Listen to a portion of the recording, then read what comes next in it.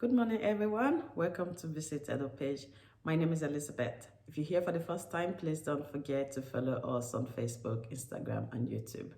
Today, I'm going to be talking about 3 types of tourism that can boost activities in Edo State. And first, I'm going to explain a little about Visit Edo. Visit Edo is a private company that wants to promote tourism in Edo State. And because we think that the government cannot do it all alone, private investors, private partners need to go in and try to do something. For the love of the state, for the love of our state, we need to think about how to promote our state, how to divert a little bit of the economy to another sector like tourism. And today I'm going to be talking about those 3 type of tourism that can boost, that can help with the activities that is going on right now. And it's very important that the government start to think about something else that can give jobs, because it's all about creating jobs. We human beings will need jobs in order to get money, and that money can later be spent to help ourselves and our loved ones. So it's all about creating jobs. And when we think about creating jobs, we also have to think about what other means can we create jobs apart from what is already on the ground, or what the resources that the state is getting from the federal government and other parties involved. But we have to divert attention and think about what else can benefit the economy, or what else can benefit people in other sectors in order to create jobs. All jobs are the same. It doesn't matter what type of job, as long as it's job and it can give money, or it can support people to manage their life. Because when you are alive and you have a job, and being able to manage yourself is one of the most important things that everybody wants, everybody thinks about, especially for the youth.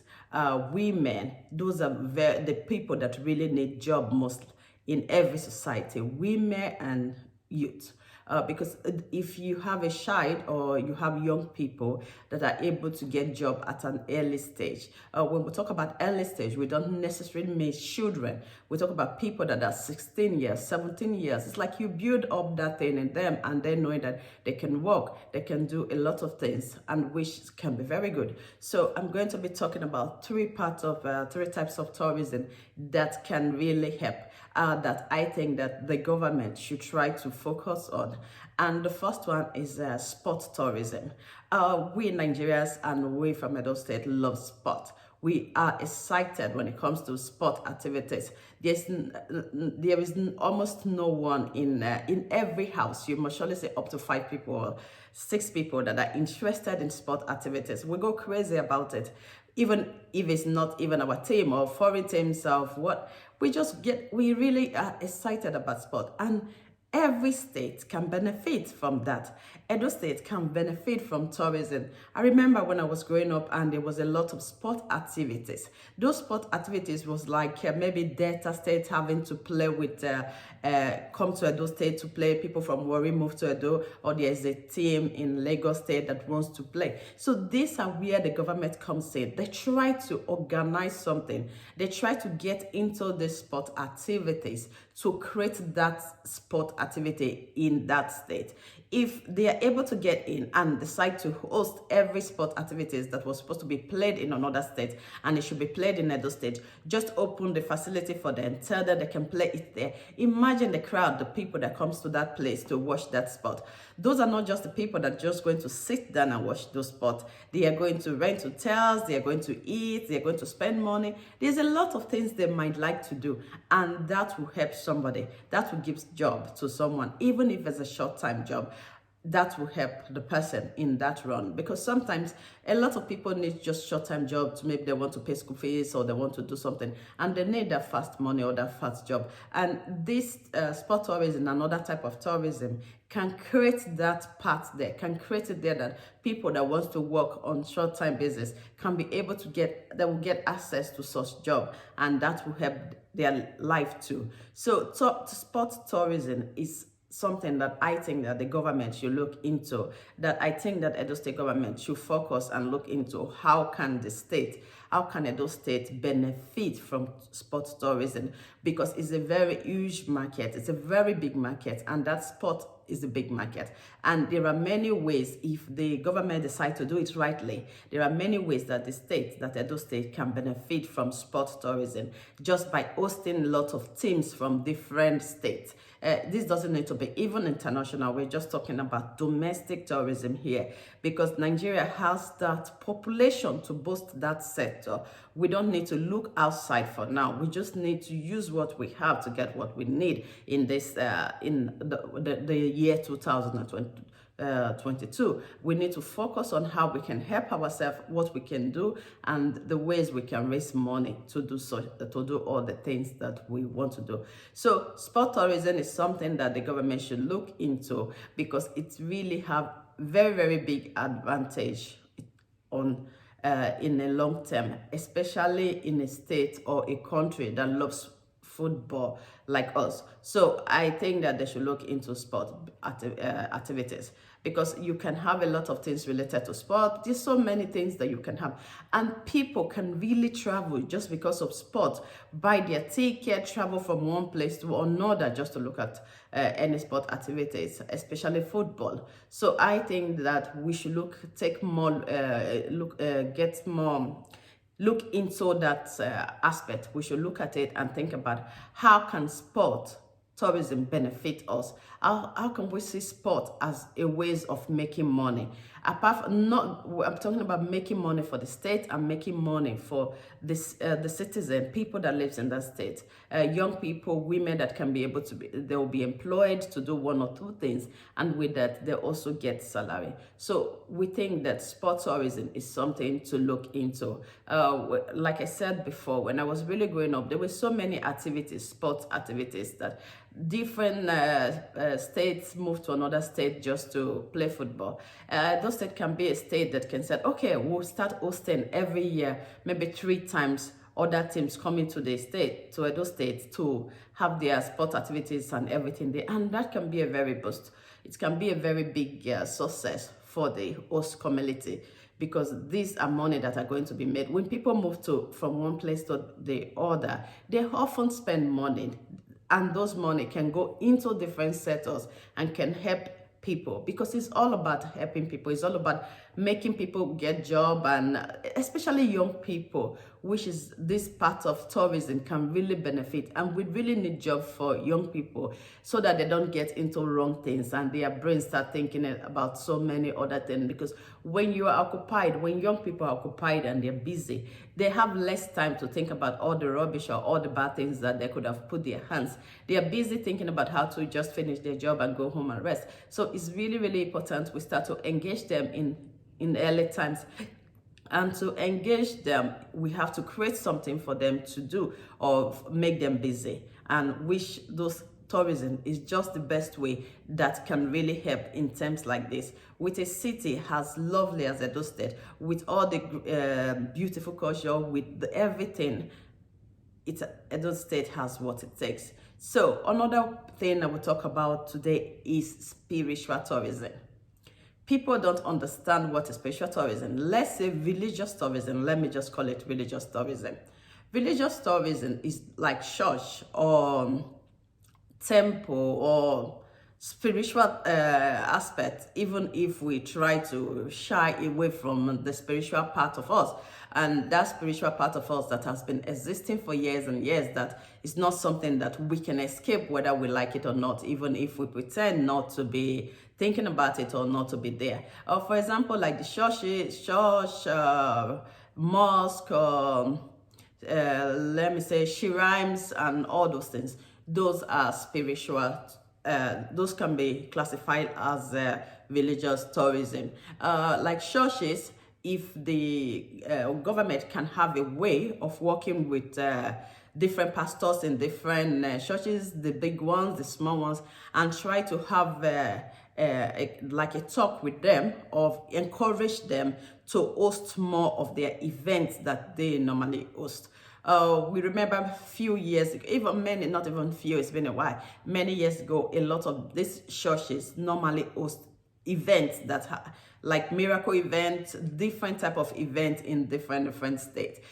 We need to think about, because when I'm saying it, maybe people might say, oh, why would church become turn into making money for the state? Yes, it's all about, if the churches are willing to help their own citizens, they are willing to help people, the members, people, and know that the state where they are will benefit. Why not? Because a lot of pastors are already benefiting from their own churches. So why can't other people benefit from it? Why can't they use it as a ways to help other people improve their life? So I would say religious tourism, because we are so religious. We are religious people. We just into all different kind of things. We are religious in our heart. We think about we're Christians or whatever we might be. If that can help help somebody, I think that is what we should try and focus on. So let me say religious tourism, like the churches now, for example, remember Deeper Life and other churches, a lot of other big churches organizing events. Okay, just think about this Chris organizing event in those states, and other bigger pastors, or a lot of different pastors that they have big ministry. So just think about them having something in Benin there, whether it's a miracle night, whatever they might call it, that they normally organize. And think about all the people. You know, Nigerians, they're so we are so blessed that we should really try to focus on what is with us, what we have. I can turn it around and make something out of it. If you think about this religious tourism, that when they are organizing things, I've seen it many times that many people from every part of Nigeria said, oh, my church is organizing something in this social state. We are going there. We're going to spend 3 days there, and we are going to be there for some time, even if it's a prayer warrior crusade, whatever it might be. So there comes millions of people, thousands of people from one different state and move into one state just to attend church fellowship or church crusade or miracle, different things. So think about all those people, all the booking of hotels, the eating, they have to drink, eat, do a lot of things. And maybe sometimes if they come with your family, they might say, okay, oh, let me go to Ogbazone, or let me stop at the gallery, or let me do this, or let me do this, or let me visit Oba Market, for example. These are money that are going to be spent. There's going to be money being spent, people spending money to do one or two things, and they might say something and also buy something. So this, they are going to spend money. So just think about those people coming in, how much they are going to spend in that state for 3 or 4 days. That will go a long way for some people if they have to get that job continuously. So I think that we should think about that religious tourism, or of how to make the best out of it for the state. If you think about, for example, spiritual tourism, because religious tourism is also spiritual part. Whether you're Christian, you're having your own shrine, or whatever you do, think about spiritual, the part of the spiritual type that many people can travel to another state just to, maybe they're looking for healing, or they're looking for other spiritual activities. That can be a big boost to the economy also. Because if you have people moving from one thing to one place to another, because they are organizing some spiritual activities in another state, in that state, and that will really go a long way for some people. That means that a lot of people are just going to be busy with the short-time job. When we talk about short-time job, it's not just like, there are a lot of millions of people that need that job. Maybe there's somebody that is already doing something else, and they just want something else to do fast, to get money. So those are jobs that even students can easily do on their free time, and said, okay, I'm free today, let me take this job. And that can ease the student's financial problems. So we should start to think about how to turn this whole thing around and make the best out of it. because there are a lot of advantage in different sectors that can be used to benefit our citizens, that can be used to benefit our people, that our state can also make some money from it in order to maintain the state, because money is needed to maintain state. A lot of money is needed to run the state, even if it's just by having the state clean, or wash, or having people that sweep or do whatever they do in different places, or maintain the state. Those are money being spent. A lot of money are being paid to workers, and that is like the money goes in and goes round, because it's all this money that we're talking about. It's going round, it's going round, and that it circulates, and it's just like from hand to hand and hand to hand. The government gets the taxes get paid. The government takes those money. You pay to other people that will also, maybe they are working, and those people make money also. Those people take the money and they spend the money due to maybe paying one or two things or buy one or two things. So this is just like it's just going round and round and round and round. So that we should understand that it's going round and round and is needed in order to circulate like that. It's just like give, give, give, and the other person keeps giving. Everybody's giving, and that is how it really works. So religious tourism is something that can really, really work in our state. It can help. It can create more.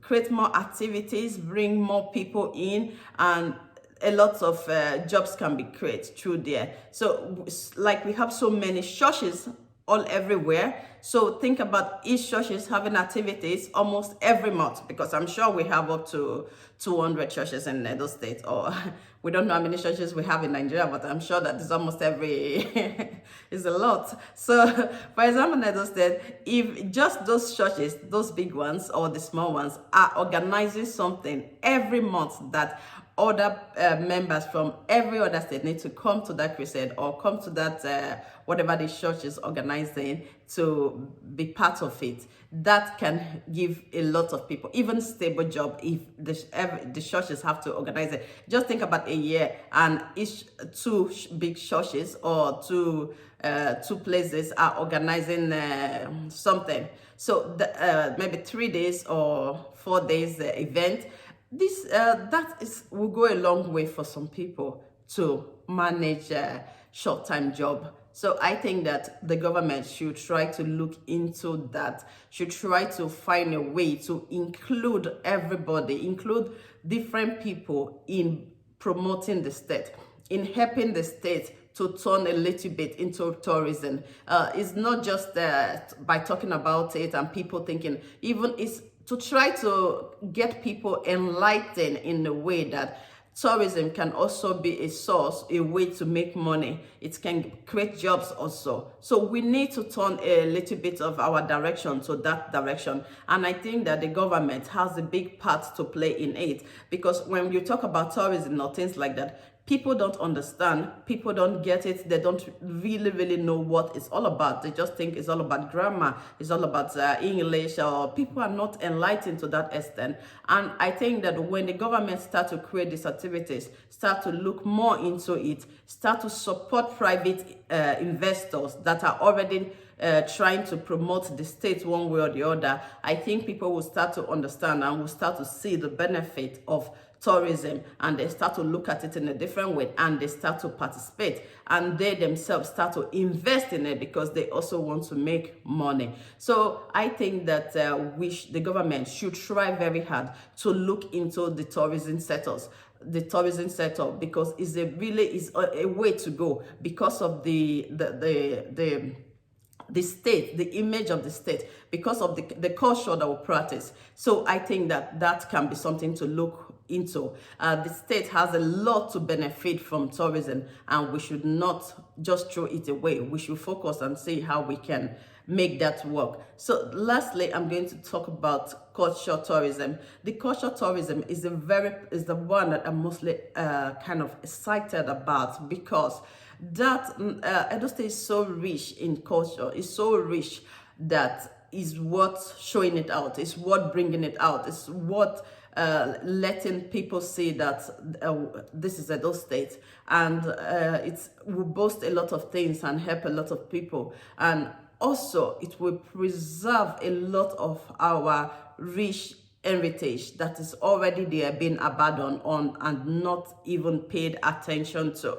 There are so many monuments in the state that have been abandoned. There's so many things that have been abandoned, and it will help to take a look at those things and said, what can we do to restore these things? How can we preserve it? What can we do? So cultural tourism will create that aspect that people start to think about, how do we preserve this thing? Because it's the future, is also remind you of the past. So these are things that are worth saving, and that cultural tourism will create part for that. Because when you want to show yourself out, when you want to show yourself to other people, when you want to show your culture, you have those things to go with it. You have those things to say, oh, this is from so yeah, this is from this is from our ancestors, this is from this and that, and you have these things to explain, and you want to showcase all those things. That means that you really have to preserve those things in order to have them to showcase to other people, visitors that are coming to your state. So cultural tourism is something that the government should look into,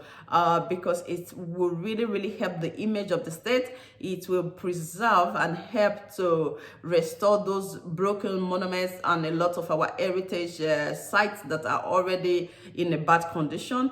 It will help, it will really boost the image of the state. So that is another thing that we should look into, and it will also create jobs for the people. It will make people think differently, and they start to think about different kind of ways they can work with their culture. They start to think about how they can do something. They start to invent something, and there will be festivals and different things. Festival is a very big way to also bring in money into the state or into some communities or some villages that are not too big, by organizing different type of festival, by creating festivals. These are not just festivals, these are festivals that will boost the image, their traditions and everything. So I think that the government should take a look at these three sectors, which is sport tourism, religious tourism, and cultural tourism. So we should try and see what we can do about those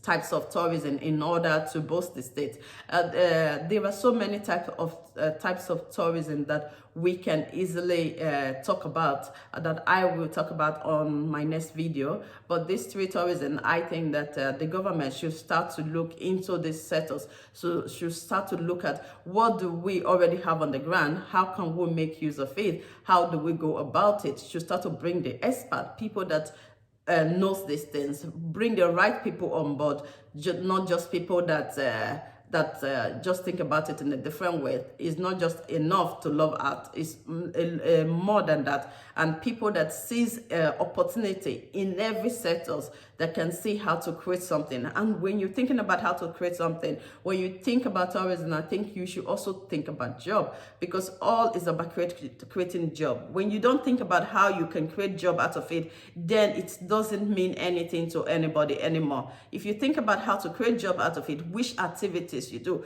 when you're thinking about any activities or the government wants to partner with anybody on anything, you also have to think about how to create jobs, because it's all about job.